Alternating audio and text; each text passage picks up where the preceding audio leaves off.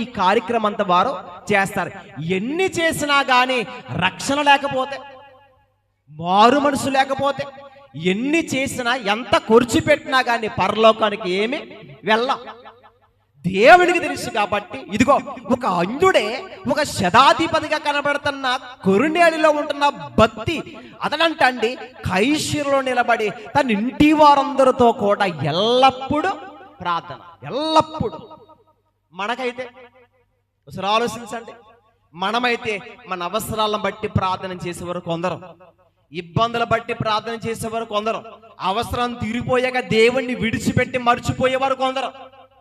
దేవుణ్ణి ఎలా వాడుకుంటారంటే అవసరాలకు వాడుకునే ఒక వస్తువులా వాడుకునే ప్రజలు కూడా ఉన్నారు ప్రియమైన వాళ్ళు.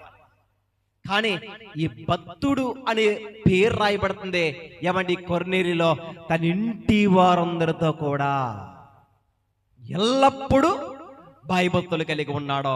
ఏమండి తన భక్తి నచ్చింది దేవునికి.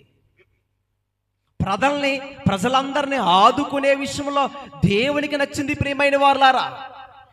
ఏమండి అలాంటి టైములోనే దేవుని దర్శనాన్ని పొందుకున్నాడంటే ఈ అంజుడు ఎంత భయభక్తులు కలిగి బ్రతుకుతున్నాడో చూడండి. ఇలాంటి అనుభవాలు మనమేం పొందుకున్నామా?